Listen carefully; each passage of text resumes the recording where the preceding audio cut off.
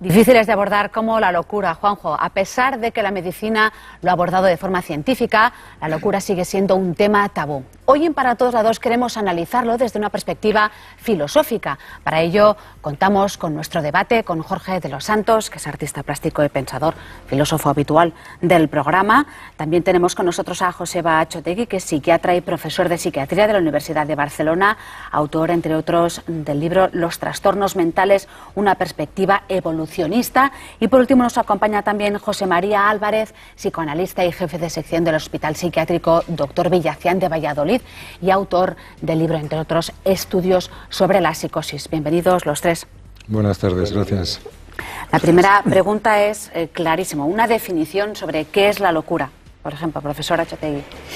Bueno, aquí ya empezaríamos el debate en profundidad, ¿no? Porque seguramente ya para empezar yo creo que no habría una definición precisa, porque yo creo que el concepto de locura no pertenece al campo estricto de la psiquiatría. La psiquiatría habla de psicosis, de la locura, en mi opinión, es un concepto más cultural, es un concepto literario, filosófico, mucho más amplio. En psicopatología, en psiquiatría se tiende a hablar fundamentalmente de psicosis a nivel técnico. Entonces, definir la locura ya a este nivel más cultural, más humanístico, me resulta muy difícil y paso la palabra a mis compañeros para introducir matices, ¿no? Profesor Álvarez.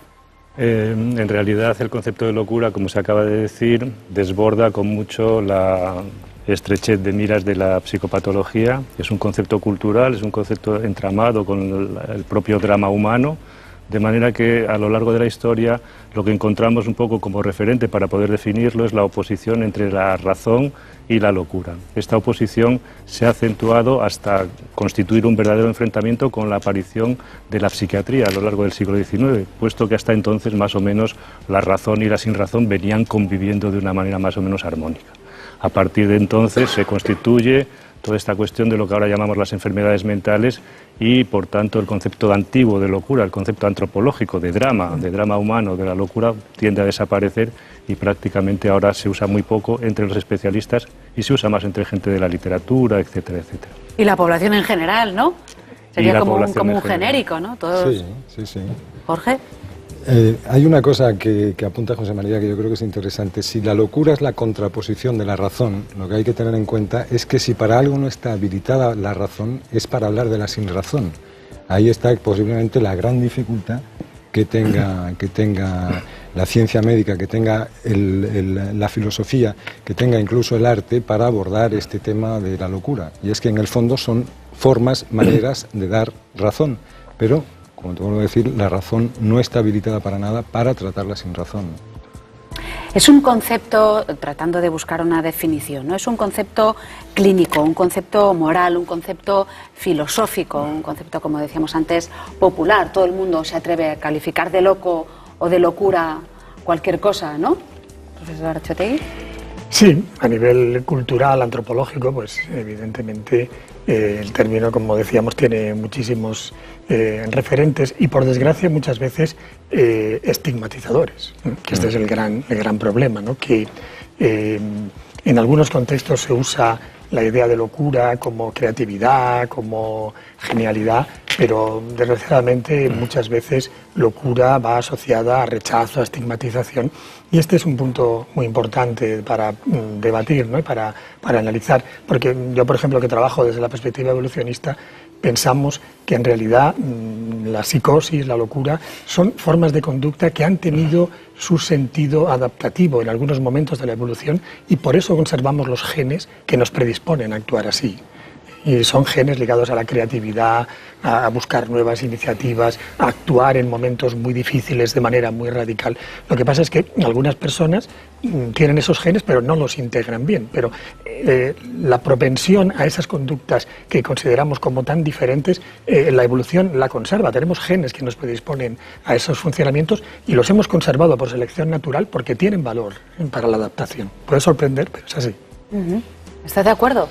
Bueno, como se decía hace un momento, el concepto de locura desborda con creces toda la cuestión de la reducción que se hace desde el punto de vista médico-psicológico, es cierto, y hay una serie de aspectos que conforman el concepto de locura, como el aspecto ético, el aspecto filosófico, el aspecto social, que son, digamos, inseparables. Por ejemplo, no hasta hace mucho tiempo, hasta prácticamente el siglo XIX, cuando se hablaba de la melancolía, que era la reina de las locuras, por decirlo así, no se podía hablar de la melancolía sin decir que el melancólico era el mejor y el peor de los hombres, sin decir, por ejemplo, que la melancolía era una enfermedad, pero que al mismo tiempo era la profundidad del alma humana. Es decir, iba todo muy mezclado. Cuando aparece la ciencia o la pseudociencia o el cientificismo médico-psiquiátrico, en realidad todo este campo se oscurece completamente y se reduce a una enfermedad. Con esta reducción a una enfermedad, que después no se sabe muy bien qué es, en realidad se pierde todas las posibilidades humanas, subjetivas, en el sentido de que al convertir algo en una enfermedad, nos convertimos nosotros en sus curadores, en sus médicos, y hacemos del sujeto un insensato, un irresponsable al que nosotros tenemos que curar. Por tanto, le hurtamos todas las capacidades autoterapéuticas que él tiene. Y la locura, si tiene algo, es que el loco lucha por salir adelante de su locura. Y en esa lucha que apunta José María es donde yo quizá enlazaría con lo que apuntaba Joseba de la creatividad, de la asociación, digamos, entre la creatividad y la locura, y entre la genialidad y la locura, que son cosas que normalmente pues se asocian, aunque realmente pues tampoco, o sea, ni todos los locos son geniales, ni todos los genios tienen la locura, aunque sí tienen un punto, ese punto, porque quizá la locura, aunque suene muy abstracto, pues luego a lo mejor lo podemos concretar, quizá la locura es un afecto, un asunto de relación, es decir, el loco es un individuo circunscrito a él mismo, que ha perdido la manera natural de construir sincrónicamente el relato del mismo. Es decir, el loco tiene de alguna manera, por lo menos en una fase inicial y por lo menos en lo que yo de manera más o menos cercana conozco, ¿no? El loco no es que tenga un problema de memoria y no reconozca su cara en el espejo, o no reconozca su coche, o no reconozca a su padre o a su madre, sino que ha perdido el vínculo con esas cosas. Esas cosas ya no lo identifican a él mismo, ya no lo hacen a él mismo, o sea, de repente. Y eso provoca un terror en una primera fase brutal. A partir de ese terror, de decir, me he desgranado, no tengo identidad ninguna, porque la realidad no me hace a mí mismo, a partir de ese momento es cuando empieza su proceso de creatividad, un proceso posiblemente de curación, que es lo que hablábamos antes, pero es un proceso en cualquier caso infinitamente creativo, porque tiene que volverse a tejer. Muchos pensadores, muchos científicos se han planteado qué es la locura y, por cierto, hay una frase de Albert Einstein, ni más ni menos, que se pregunta, dice, tengo una pregunta que a veces me tortura, ¿estoy loco yo o los locos son los demás? ¿Tiene uno que preguntarse? ¿Realmente es una pregunta que se hace uno a uno mismo? ¿Que nos tendríamos que hacer todos? Esto José María y Joseba lo sabrán perfectamente, pero uno de los síntomas es esa circunscripción, ¿no? Ese infinito subjetivo, ¿no? El subjetivismo, es decir, yo y los demás, o sea, esa diferenciación, esa dificultad de establecer relación con los demás. Y, naturalmente todos participamos de ese estado de locura, o sea, todos... Sí, yo estoy muy de acuerdo con lo que dice Jorge. Y hoy en día hay toda una corriente en la psiquiatría ligada a la psiquiatría comunitaria, una psiquiatría que intenta no ser paternalista, que valora escuchar realmente lo que dice la persona que tiene locura o psicosis o como le queramos llamar, animarle a que siga adelante con sus proyectos, con su vida. Es decir, lo que hay que evitar es el tratamiento paternalista, inferiorizándole, usted tiene que tomar esto y usted se calla y... anoto los síntomas y con eso ya está. Hay que escuchar a la persona. Foucault decía que la locura es un fenómeno humano integral. Yo creo que es quizás la mejor definición para mí de todo este tema, ¿no? Es decir, no es una enfermedad del cerebro como un tumor, una infección, ¿no? Es algo ligado a la persona, al ser humano. Y ahí es donde está realmente el campo de trabajo. Entonces la nueva psiquiatría comunitaria, abierta, intenta dialogar con el paciente, escucharle, animarle, y sabemos que cuando se hace así la mejora es enorme, es mucho más grande que cuando se le trata de una manera inferiorizada, tómese esto, no me importa lo que me está explicando porque usted está enfermo y no sabe lo que le pasa. Todo eso no funciona.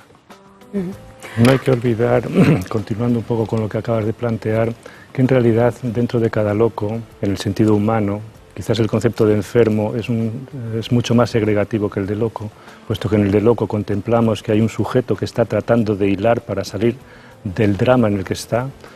No hay que olvidar que dentro de cada loco hay alguien que está tratando de buscar una salida. Esa salida, en general, a través del delirio, de las alucinaciones, es la defensa, la protección que él pone para seguir viviendo en este mundo que se le ha hecho insostenible. De manera que todo lo que nosotros consideramos ruidoso de la locura, las voces, el delirio, en realidad son los esfuerzos que el sujeto está haciendo para mantenerse a flote.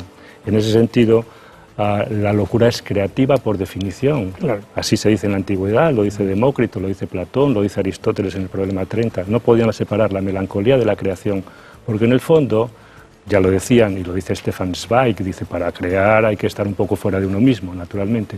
Y el loco es un creador por excelencia, y de lo que crea fundamentalmente es de aquello que más le hace sufrir, es decir, de su propio síntoma. Lo que ocurre es que históricamente también no hemos considerado del mismo modo a los locos, ¿no?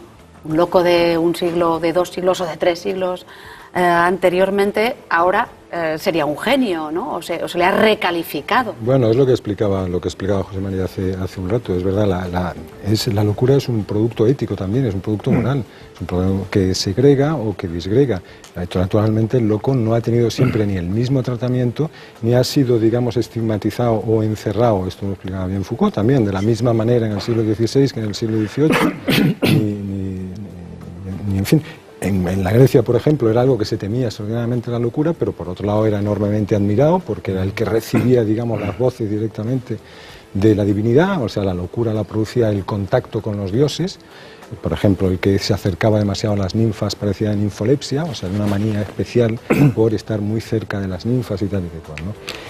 Con relación a otra cosa que comentaba José María, que yo creo que es muy importante, esa salida que busca el loco, ese hilarse, ese hacerse a sí mismo, esa tarea creativa producida a través del delirio, es algo que el que, digamos, no está loco, lo está haciendo continuamente.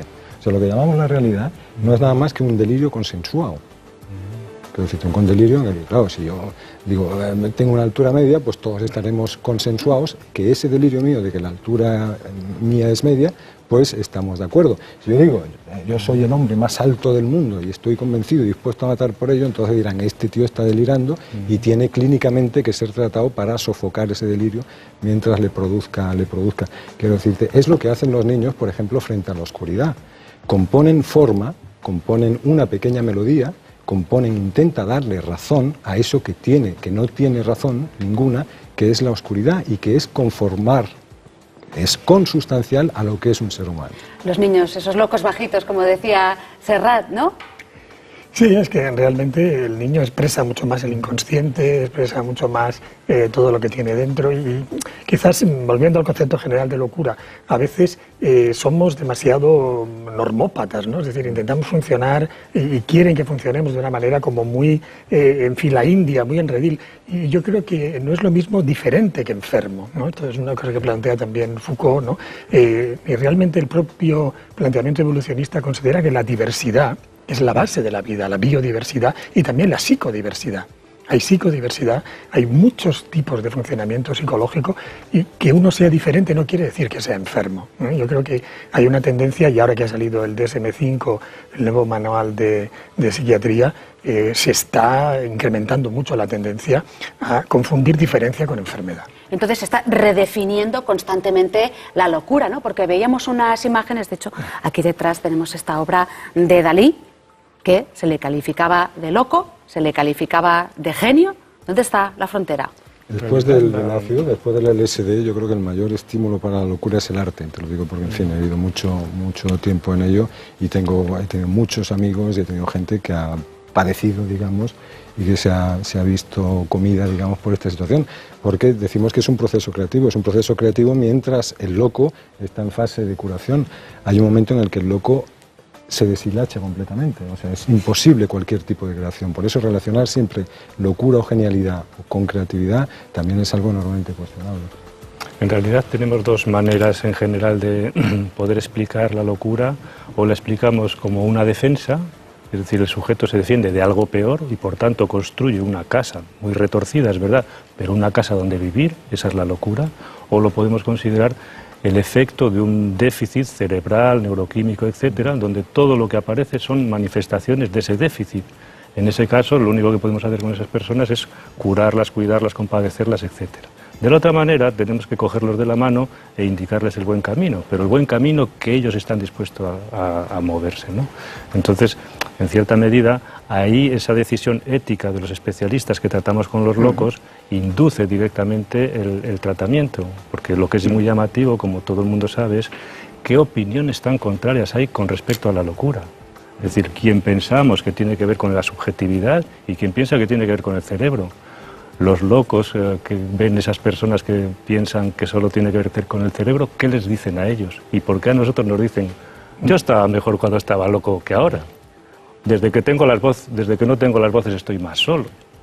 ¿Por qué me hablan a mí ese tipo de personas?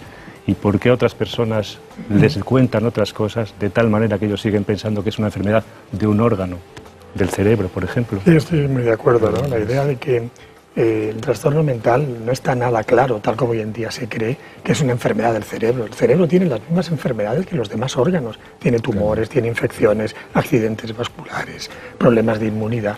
Pero que una persona se crea Bill Gates, eso no está ligado a una alteración biológica cerebral, sino que es una manera de vivir de esa persona, una manera de relacionarse con los demás.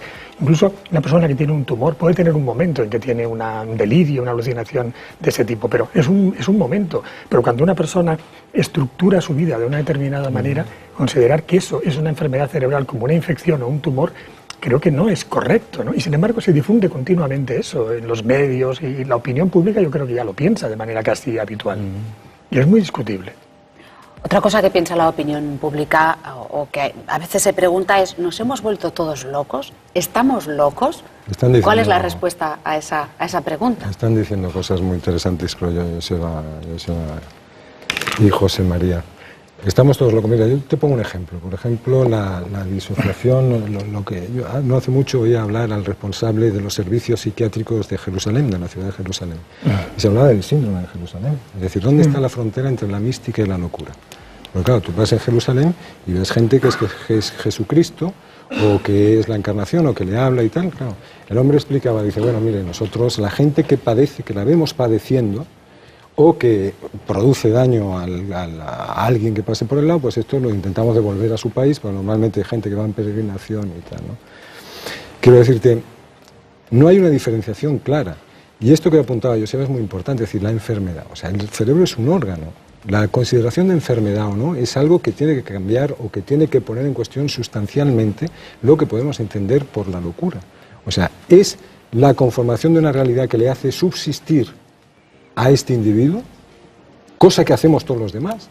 Lo que pasa es que esta tiene la particularidad de que no, como decíamos antes, de que no está consensuada por la comunidad, por la mayoría. Es quizá esa diferenciación. Y luego, frente a eso, ¿cómo abordarlo? ¿Cuándo abordarlo? O sea, ¿cuándo hay que sanar a un paciente y cuándo no hay que sanarlo? Es lo que decía José María. ¿Cuándo hay que quitarle las voces o cuándo hay que dejarle que esas voces, porque esas voces le acompañan, como él decía muy gráficamente, y esas voces le explican, no solo le explican la realidad, le explican él mismo, que es donde está el problema, ¿no? Las clasificaciones psiquiátricas son artificiales todas ellas, tan artificiales que cada cierto tiempo se cambian, y se cambian, especialmente las clasificaciones internacionales de la Asociación Psiquiátrica Americana, por criterios que a veces no tienen nada que ver con la clínica, tienen que ver con el negocio farmacéutico y con presiones de determinados grupos.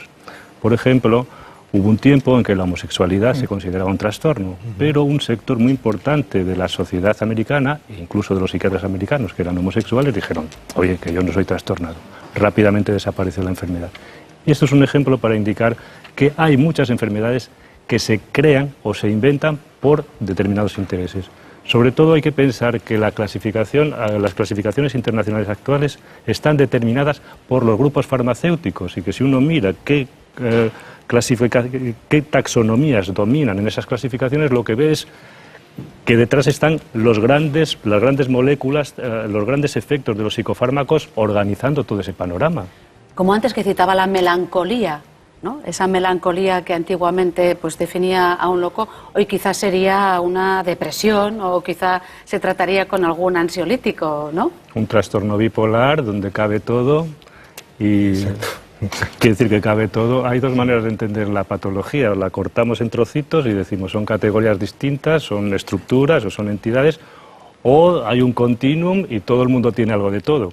La tendencia del último DSM-5 que ahora mencionaban es de este tipo. Todo el mundo tiene algo de todo, con lo cual a todo el mundo le podemos tratar y a todo el mundo le podemos dar algo, pero como tiene tristeza, tiene alegría, además piensa raro, le podemos dar un completo en el sentido de los distintos medicamentos y todo el mundo tan contento. Ese es el negocio en el que estamos. La taxonomía, es decir, la clasificación de las cosas, en eso, como decía Joseba, la psicología, digamos, el pensamiento evolucionista tiene mucho que ver. O sea, el primer tío que se come una gamba, por ejemplo, el que hace la taxonomía de las setas, cuáles son comestibles, cuáles no son comestibles. O sea, hemos necesitado un tío que vea que el robellón es comestible y 100 que revienten comiendo manita faloide, es decir, que estén lo suficientemente locos como para coger una seta y probarla, ¿no? Lo que pasa es que también hay nuevas locuras, ¿no? Bueno, evidentemente, porque la evolución continúa, aparecen nuevos problemas. Hoy en día, la mayoría de los problemas que tiene la gente, el mayor estrés que tenemos es un estrés social. O sea, nosotros hemos resuelto los grandes problemas de la supervivencia, de los depredadores, la mayoría de las grandes enfermedades. Lo que nos produce estrés es cómo nos relacionamos en un modelo de sociedad que tiene muchos problemas, y yo creo que favorece la locura en el sentido ya más general, o sea, la alteración, podemos decir, ¿no? Vivir pues en una sociedad tan competitiva, con unas relaciones personales muy poco elaboradas. Incluso a nivel antropológico se sabe que hay culturas africanas en las cuales el trastorno mental tiene una evolución, la psicosis, la locura, mucho mejor que aquí. Porque son sociedades en las que hay apoyo social, se escucha a la persona, se interpreta de manera positiva lo que está viviendo, y esa persona que ha tenido un brote de locura, en poco tiempo se le pasa y ya no vuelve a tener más. Aquí los hacemos crónicos. Ese es un tema muy importante. Ahora, yo quisiera hacer un matiz. Tampoco hay que ir al otro extremo y tener una visión como demasiado romántica de la locura. O sea, hay sufrimientos, son personas que se lo pasan muy mal, y hay momentos en los que realmente pueden necesitar pues una intervención farmacológica, pueden necesitar una ayuda muy seria. Es decir, el otro extremo, que sería un romanticismo muy radical, yo también lo cuestionaría. Cuando hablamos en genérico, decimos que nos estamos volviendo todos locos, en realidad quizá nos estamos adaptando a nuevas situaciones, ¿no? Pero el loco sabe que está loco, el individuo diagnosticado, ya para terminar. Clásicamente se decía que no, pero cada vez se cuestiona más. Es decir, los manuales clásicos decían el loco no tiene insight de su... Pero hoy en día eso se cuestiona completamente, porque muchas veces no se le escuchaba, no se le hacía explicar lo que sentía. Cuando se le escucha se ve que tiene mucha más coherencia en la línea de lo que planteaba José María y Jorge, el que la persona está buscando su camino, ¿no? Entonces esa locura tiene sentido. Siempre se mantiene un anclaje con la razón, y precisamente ahí es donde está el dolor. Exacto. Si hubiera justo una separación, es decir, entre lo que hay que ser y lo que yo estoy siendo ahora mismo, quizá el dolor desaparecía. Y es verdad lo que dice Joseba, dos cosas. Es verdad el tremendo sufrimiento que provoca, o sea, una cosa es la cosa novelesca, la cosa literaria y tal, el tremendo sufrimiento que proporciona en él y en su entorno, en la familia. Y luego el estrés como factor desencadenante muchas veces de... Exactamente. Para terminar, profesor Álvarez. Respecto a la cuestión que se plantea ahora, el loco que tiene conciencia de enfermedad no está loco. Y lo puede explicar.